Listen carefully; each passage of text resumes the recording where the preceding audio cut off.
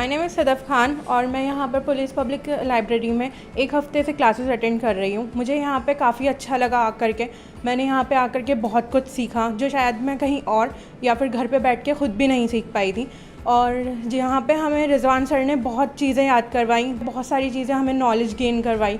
मुझे यहाँ पे आकर के बहुत अच्छा लगा। हम लोगों ने fundamental rights, senses, Indian polity और भी बहुत सारी चीज़ों के बारे में पढ़ा।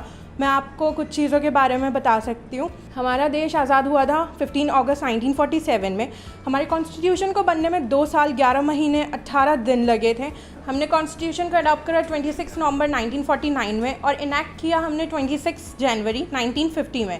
हमारे first prime minister of India जो थे वो थे पंडित जवाहरलाल नेहरू। इंडिया में 3 तरीके की नेशनल इमरजेंसीज़ लगती हैं। नेशनल इमरजेंसी आती है अंडर आर्टिकल 352 में और स्टेट इमरजेंसी आती है अंडर आर्टिकल 356 में और फाइनेंशियल इमरजेंसी आती है आर्टिकल 360 में। हमारे देश को चलाने के लिए 5 ईयर प्लान को भी बनाया गया, जिसका 5 ईयर प्लान का फर्स्ट पीरियड था 1951 से 1956। हमें फंडामेंटल राइट्स के बारे में भी पढ़ाया गया, जिसमें से हमारे 6 फंडामेंटल राइट्स हैं।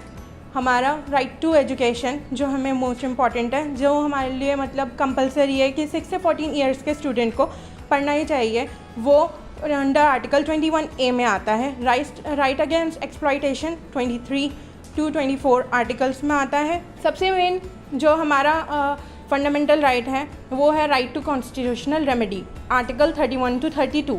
इसे आर्टिकल 32 को heart and soul of the constitution भी कहा जाता है। प्राइम मिनिस्टर को लाया गया था USA से और हमारे फंडामेंटल राइट्स को भी USA से ही लाया गया था। Directive principle and state policy को आयरलैंड से लाया गया था।